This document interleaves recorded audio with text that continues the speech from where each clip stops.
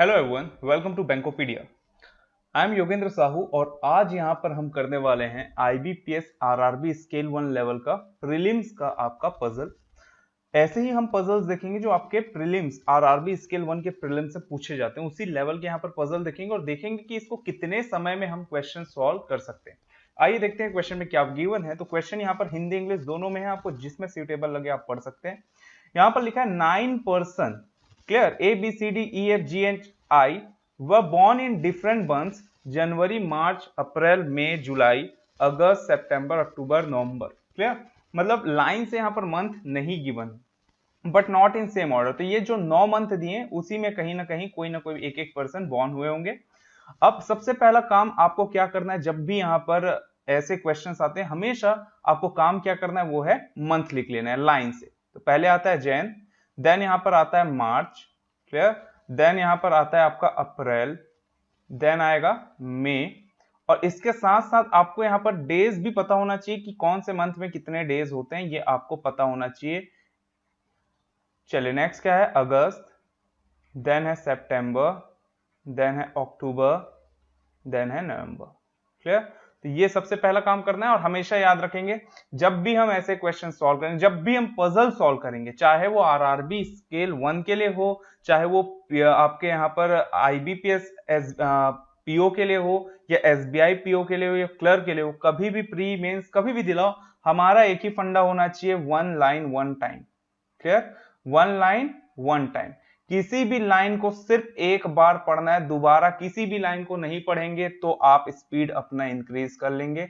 Puzzles कभी भी आएंगे आपका स्पीड जो है आप देखेंगे इंक्रीज हो जाएगा जब भी आप एक लाइन को एक ही बार पढ़ेंगे। और यही हमारा सिंपल सा फंडा है, जितने भी क्वेश्चंस हम किए हैं सब में हमने पजल जब भी सॉल्व किया तो एक लाइन को एक बार ही पढ़ें, दोबारा हम किसी भी पजल में किसी भी लाइन को नहीं पढ़ें।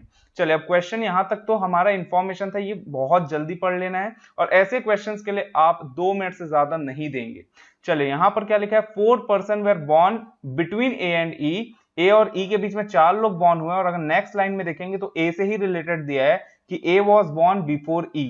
तो यहां से यहां तक मैंने एक बार पढ़ लिया, अब इससे क्या यहां पर हम बना सकते हैं, तो देखिए इसको मैं पुट तो नहीं कर पाऊंगा क्योंकि मुझे नहीं पता कि ए और ई कौन से मंथ में बॉर्न हुए, ये हमको नहीं पता, बट इतना पता है ए पहले बॉर्न हुआ है, बाद में ई हुआ और इनके बीच में 4 लोग बॉर्न हुए।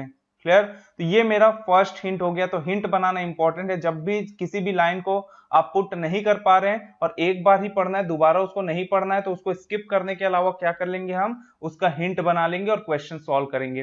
तो ए और ई के बीच में 4 पर्सन बॉर्न हुए हैं और हमको पता है कि यहाँ पर क्या लिखा हुआ है कि ए जो है वो पहले बॉर्न हुआ है ई के, तो ये मेरा पहला हिंट हो गया। नेक्स्ट क्या लिखा है, देखिए B was born in a month of 30 days after July, जुलाई के बाद बॉर्न हुआ है कौन, बी। क्लियर, और जो मंथ 30 दिन का था, जुलाई के बाद अगर हम बात करें तो देखिए अगस्त जो है वो 31 का होता है, सितंबर 30 का होता है, अक्टूबर 31 का होता है और नवंबर जो है वो 30 का होता है। क्लियर, तो मतलब वो या तो सितंबर में बॉर्न हुआ है या फिर नवंबर में। तो देखिए बी जो है वो सितंबर में भी बॉर्न हो सकता है, बी नवंबर में भी बॉर्न हो सकता है, ये मैंने लिख लिया। आगे क्या लिखा है, देखिए E was born after B, B के बाद बॉर्न हुआ है E, but and before C, और वो किसके पहले बॉर्न हुआ है, सी के पहले। तो देखिए ई जो है वो बी के बाद बॉर्न हुआ है। क्लियर, इसका मतलब हुआ कि बी जो है ई के ऊपर होगा। ठीक, और यही लिखा है कि E was born after B, B के बाद बॉर्न हुआ है, और बिफोर सी मतलब सी के पहले बॉर्न हुआ है। तो कुछ इस तरीके से बनेगा मेरा हिंट कि बी के बाद ई आएगा और सी के पहले ई आएगा। क्लियर, इमीडिएट जरूरी नहीं है, हो सकता है और नहीं भी हो सकता है, बट इतना पता है बी जो है वो ई के पहले बॉर्न हो गया है या फिर ई जो है बी के बाद बॉर्न हुआ है, एक ही बात है। वहीं पर सी के पहले ई बॉर्न हो गया या फिर ई के बाद सी बॉर्न हुआ है, बात एक ही।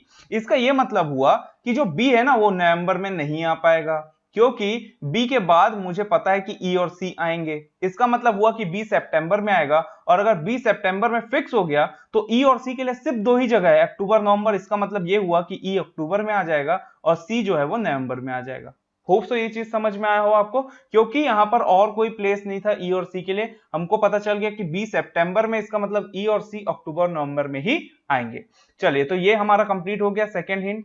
ठीक है, नेक्स्ट क्या लिखा है, there were as many person born before I as after C, I के पहले उतने ही पर्सन बॉर्न हुए होंगे, क्लियर, आई के पहले उतने ही नंबर ऑफ पर्सन बॉर्न हुए होंगे जितने सी के बाद बॉर्न हुए हैं। मतलब अगर मैं बोलूं कि आई के पहले x number of person born हुए हैं तो सी के बाद भी x number of person born होने चाहिए। अब देखिए सी ऑलरेडी मेरे पास है, सी किसमें है, नवंबर में, तो सी के बाद कितने लोग बॉर्न हुए हैं, 0, क्लियर। तो इसका मतलब यह हुआ कि आई के ऊपर भी 0 नंबर ऑफ पर्सन बॉर्न हुए होंगे, मतलब आई को मैं जनवरी में रखूंगा, तो ये रख लिया आई को। फिर क्या लिखा हुआ है, 1 person was born between F and G, F और जी के बीच में सिर्फ एक पर्सन बॉर्न हुआ है, तो ये है एफ और ये है जी।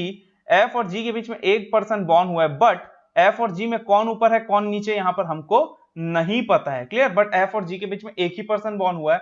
और आगे लिखा है D was born before F, तो डी जो है वो एफ के पहले बॉर्न हुआ है, क्लियर, एफ के पहले बॉर्न हुआ है, एंड आफ्टर एच, और डी जो है एच के बाद बॉर्न हुआ है, तो एच के बाद डी, और एफ डी जो है एफ के पहले बॉर्न हुआ है और एच के बाद बॉर्न हुआ है। इसका ये मतलब हुआ कि देखिए दोनों अगर हिंट को मैं मिला दूं, क्लियर, तो एक तो ये पता चल रहा है कि एफ और जी के बीच में एक पर्सन बैठा है, और दूसरा अगर हम देखें तो यहां पर देखिए हमको पता चल रहा है कि एफ के ऊपर डी और एच जो है वो बॉन्ड हुए होंगे, क्लियर, एफ के ऊपर डी और एच दोनों में दोनों जो है एफ के ऊपर बॉन्ड हुए होंगे, क्लियर।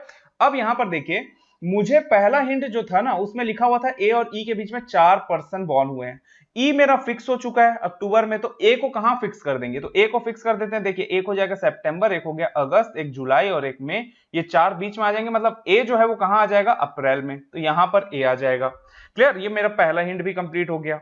अब यहां पर देखिए हमको पता है कि एफ और जी के बीच में एक पर्सन बॉर्न हुआ है, ठीक, और दूसरा ये चीज पता है कि एफ के ऊपर डी और एच आएंगे, डी और एच एफ के ऊपर ही रहेंगे।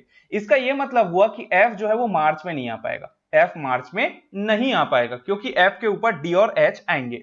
अच्छा, एफ को मैं मई में भी नहीं रख पाऊंगा क्योंकि अगर एफ को मई में रख दिया तो सिर्फ एक ही प्लेस बचेगा, मार्च, तो यहां पर हमको पता है एफ के ऊपर डी और एच आएंगे।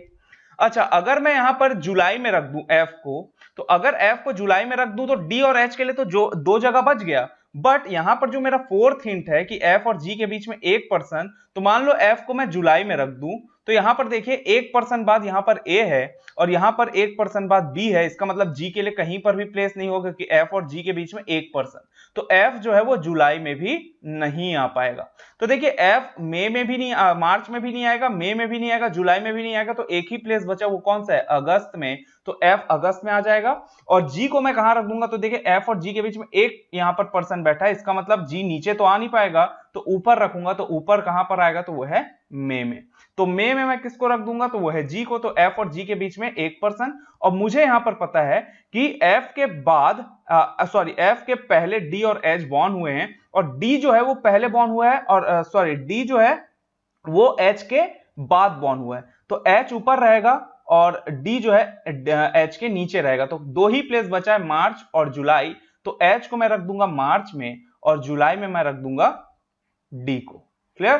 तो ये मेरा बन गया क्वेश्चन। अब ऐसे क्वेश्चंस के लिए 2 मिनट बहुत आराम से हम बोल सकते हैं 2 मिनट सफिशिएंट है ऐसे क्वेश्चंस के लिए, 2 मिनट के अंदर ऐसे क्वेश्चंस आप सॉल्व कर सकते हैं। अब तब यहां पर सॉल्व कर पाएंगे जब किसी भी लाइन को सिर्फ आप एक ही बार पढ़ेंगे, दोबारा किसी भी लाइन को पढ़ने की जरूरत नहीं पड़ेगी। और हमारा हमेशा यही अप्रोच होना चाहिए, चाहे एग्जाम हो, चाहे आप घर में क्वेश्चन प्रैक्टिस कर रहे हो, या कभी भी आप यहां पर कोई भी सा आप टेस्ट सीरीज लगा रहे हैं, तो आपका हमेशा एक ही अप्रोच होना चाहिए कि किसी भी लाइन को हम एक ही बार पढ़ें, तो यहां पर आपकी स्पीड जो है आप देखेंगे आपकी स्पीड इंक्रीज हो जाएगी, क्लियर। तो होप सो ये क्वेश्चन आपको समझ में आया हो।